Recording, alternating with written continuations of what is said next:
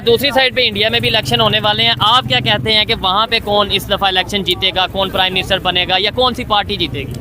देखिए, इंडिया में मोदी साहब का मुकाबला नहीं है, ठीक है ना उनसे कोई जीत सकता। देखिए, मोदी साहब लोगों के दिलों में, उनकी रूह में, उनकी आत्मा में, उनके दिमाग में बस चुके हुए हैं। तो वाली बात है कि आप पाकिस्तान में खड़े होकर इंडियन नेवी को अप्रिशिएट कर रहे हैं, लेकिन इसके ऊपर किसी के पास लॉजिक नहीं होगा। क्या उन्होंने वाकई में इंसानों की जानें नहीं बचाई, और वो भी मुसलमानों की? ईरान के जो क्रू मेंबर थे, इसके ऊपर तो कोई आप में से ब्लेम भी नहीं कर सकता पाकिस्तान से कि भाई आपने इंडिया के फोर्सेस की तारीफ की ना। आज उसी बांग्लादेश की करेंसी हमारे से ज्यादा है, और ये कहते थे कि इनसे जान छुड़ाओ, ये बुरे लोग हैं, इनसे जान छुड़ाओ। बुरे नहीं, 2% 2% के लोग हैं, इनसे जान छुड़ाओ। हमारी तरह नहीं लाइनें बनी हुई हैं, आज नवाज शरीफ साहब, कल उनकी बेटी, परसों उनका भाई, तरसों उनका बच्चा, उधर ऐसा चक्कर कोई नहीं है। इंडियन नेवी ने जिस तरीके से बहादुरी से 17 के करीब जो उनसे ईरान के क्रू मेंबर हैं उन्हें बचाए। देखिए, पाकिस्तान में पूरी दुनिया को पता है गुर्बत है, बिजली नहीं है, पानी नहीं है, हालात बहुत बुरे हैं। ईरान के साथ बड़ी प्यारी बात ज़हन से मैं बात काट दूं। देखिए, ये मुस्लिम वाला कॉन्सेप्ट ना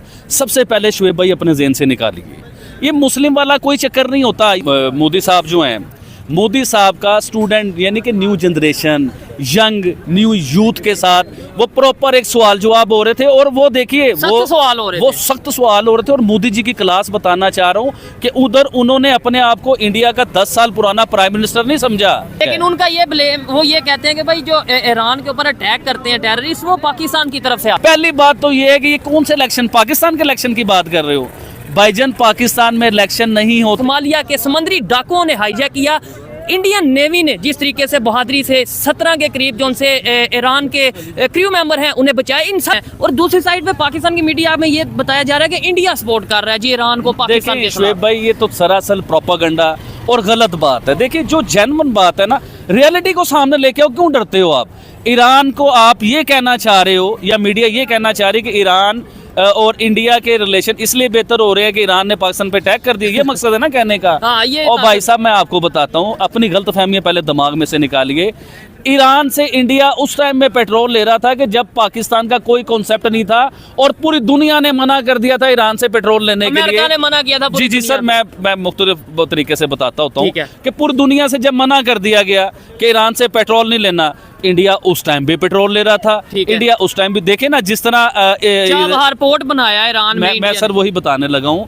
वो पोर्ट आपको पता है कि हमारे सी पैक के बिल्कुल ऑपोजिट है, सामने है, ग्वादर पोर्ट के बिल्कुल सामने है। अच्छा, वो अब उसके अंदर ईरान भी है, अफगानिस्तान भी है, और काफी मुल्क हैं, और बड़ा ही आउटस्टैंडिंग किस्म का वो पोर्ट बन रहा है। अच्छा, वो क्यों बन रहा है? वो पाकिस्तान की वजह से बन रहा है। पाकिस्तान के साथ तो आज ईरान के मसले खराब हुए हैं ना। ये तो इंडिया के प्रोजेक्ट कई सालों से चल रहे हैं उनके साथ, तो ये फजूल की बातें। अभी मैं इंडियन नेवी को और इंडिया के लोगों को जो अप्रिशिएट करना चाहूंगा कि देखिए, जिस तरह इन्होंने इंसानी जानें बचाई। जबरदस्त। देखिए सर, बड़ी हिम्मत वाली बात है कि आप पाकिस्तान में खड़े होकर इंडियन नेवी को अप्रिशिएट कर रहे हैं, लेकिन इसके ऊपर किसी के पास लॉजिक नहीं होगा। क्या उन्होंने वाकई में इंसानों की जानें नहीं बचाई, और वो भी मुसलमानों की? ईरान के जो क्रू मेंबर थे, इसके ऊपर तो कोई आप में से ब्लेम भी नहीं कर सकता पाकिस्तान से कि भाई आपने इंडिया के फोर्सेस की तारीफ कर दी। देखिए, पाकिस्तान में पूरी दुनिया को पता है गुर्बत है, बिजली नहीं है, पानी नहीं है, हालात बहुत बुरे हैं। सर, बड़ी प्यारी बात ज़हन से मैं बात काट दूं। देखिए, ये मुस्लिम वाला कॉन्सेप्ट ना सबसे पहले शुएब भाई अपने ज़हन से निकालिए। ये मुस्लिम वाला कोई चक्कर नहीं होता, ये हम लोगों ने बनाया हुआ है, ये हमारे मीडिया ने बनाया हुआ है, हमारे मस्जिद के मुल्लाओं ने जुम्मे वाले दिन बनाया हुआ है जो किताब देते हैं। देखिए, मुस्लिम उम्मा वाला कोई चक्कर नहीं है, ये सब झूठ है। आप सऊदी अरेबिया को ले लीजिए, ठीक है, आप ईरान को ले लीजिए, आप यूएई को ले लीजिए, अभी अफगानिस्तान बांग्लादेश को ले लीजिए, अफगानिस्तान बांग्लादेश को भी ले लीजिए। अब ये सब मुस्लिम उम्मा है ना, हम इनके बीच में है, ये हमारे साथ साथ ही हैं सभी। अब मुझे बताएं कि कितने मुल्कों के मैंने नाम लिए, हमारे पाकिस्तान के इन मुल्कों में किस किस मुसलमान के साथ रिलेशन बेहतर है?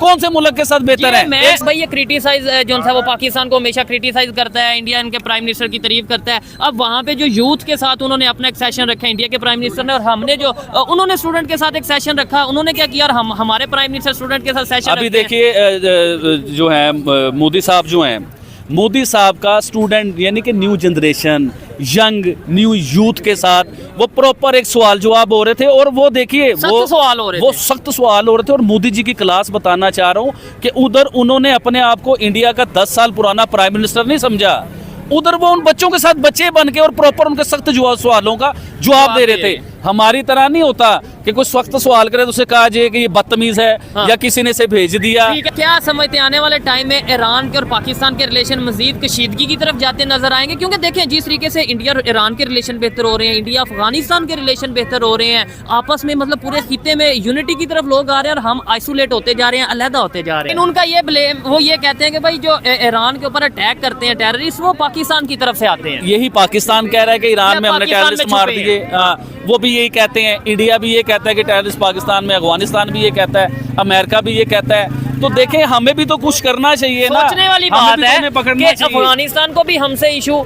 इस्लामिक कंट्री है, ईरान को भी हमसे इशू इस्लामिक कंट्री है। उसके अलावा इंडिया की बात करें जी, इंडिया पे तो हमने हमेशा ब्लेम डाला है, लेकिन इंडिया ने अगर अजमल के साहब की बात करें वो कहाँ से गया ये हामिद मीर साहब को पता है। और फिर कुछ लोग जो पाकिस्तान मेन स्ट्रीम मीडिया पे आ तो गए हैं, मतलब माइक पकड़ लिया, लेकिन उन्हें हिस्ट्री का कुछ नहीं पता, उन्हें बिल्कुल हिस्ट्री के हवाले से नॉलेज नहीं है, उन्हें ये तक नहीं पता कि बलोचिस्तान पाकिस्तान का हिस्सा कब बना था। वो पहली बात तो ये है कि ये कौन से इलेक्शन, पाकिस्तान के इलेक्शन की बात कर रहे हो?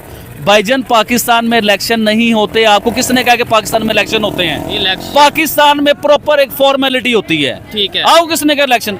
और आपको ये लगता है कि आपके और मेरे वोट से कोई वजीर आज़म आता है या कोई हुकूमत चेंज होती है?